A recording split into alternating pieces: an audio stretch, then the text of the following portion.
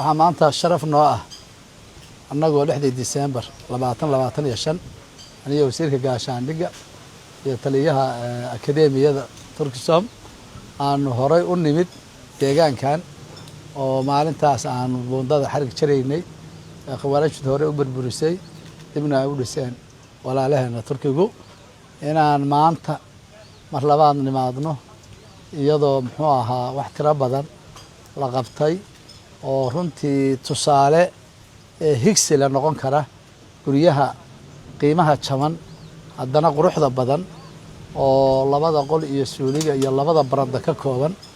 oo waqtiga yarna lagu dhisay qiimaha aadka u yarna lagu dhisay oo noqon karaya tusaale lagu socdo oo muxuu ahaa laga shaqeeyo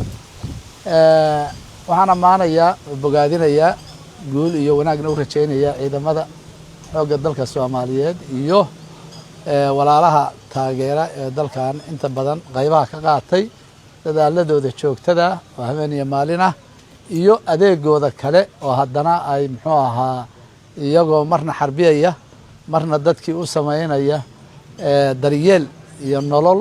u sameynaya inaan maanta muxuu ahaa ku soo booqanno deegaamadan wax badan oo isbedel aan aragnay farxad dhalinyaradii iyo sport ciyaar ay aragnay guryihii muxuu ahaa qiimaha jabnaaba aragnay iyo hanaanka loo dhisay caafimaadkii iyo muxuu ahaa daryeelkii baan aragnay adeegii kale oo isna qayb dhiman yihiin qaybana laga qabtay waan muxuu ahaa runtii farxad bay noo tahay waxaan jecelnahay in muxuu ahaa barnaamijka xasilantu iyo ciidamadu istaba socdaan ay muxuu ahaa si wada jira deegaamada kuwa hadda qorshaysan iyo kuwii la qabtayba in wax laga qabto dadka halkaas khawaarijtu muddada tirada badan noloshooda ku dayacday in ay muxuu ahaa nolol hor leh arkaan waxbarasho arkaan caafimaad arkaan biyo arkaan maamul arkaan maxkamada arkaan saldhigyada arkaan barnaamijyadaas oo dhan waa noo qorshaysan yihiin waana dhiirigelinaynaa inta maanta aan aragnayna aad iyo aad baan ugu faraxsannahay sida wanaagsan oo muxuu ahaa runtii la oran karo tashiil wax la tashiilay haddana quality leh dadkii danyarta ahaa oo dadkii ugu mudnaa ah in loo soo xulo oo la siiyo oo la buuxiyo aad bay sharaf noogu tahay aniga wasiirka gaashaandhigga inaan muxuu ahaa maanta halkan qayb ka noqono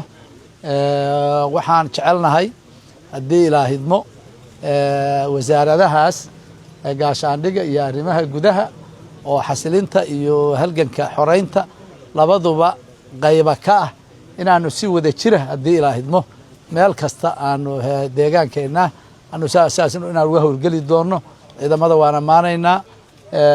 ilaahayna waxaan uga baryaynaa inay guulaystaan waana guulaysanayaan oo xaq iyo sharaf bay muxuu ahaa ku dagaalayaan